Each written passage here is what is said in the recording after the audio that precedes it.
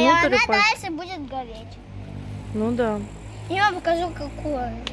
А как мы посмотрим, она уже, если там внутри, мы туда не сможем заглянуть, там горячо. А знаешь, что она еще не разгорелась и не внутри? А, ну пойдем. Идем, покажу. Идем. Идем.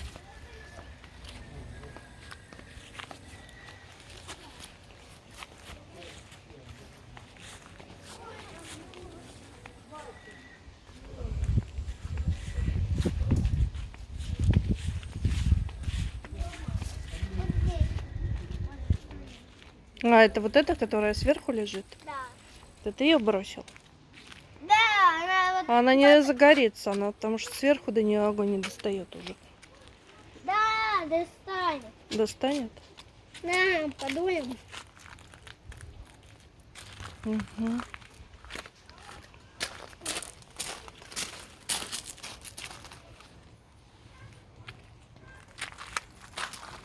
Какой-нибудь стульчик хочу.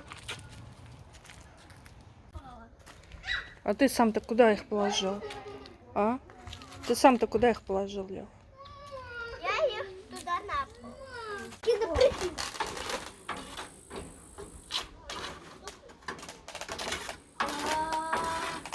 Классно, я чувствую.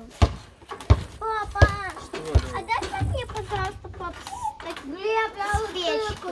Да? Что спички? Поджечь Да, спички. Он мне спички просит. Да. Тут только такие палочки.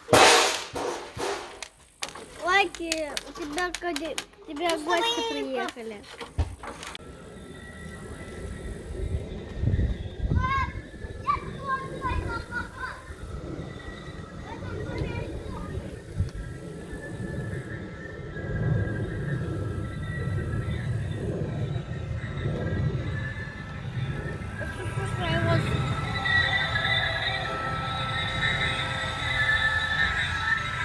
А что ты ешь?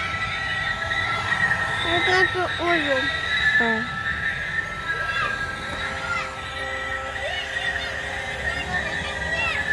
Все, мама зовет, Лев. Там. Вентилятор. А как он бегает, покажи, Лев. Как он бегает, я ни разу не видела. Он только дома. Только дома бегает? А то все засыхает.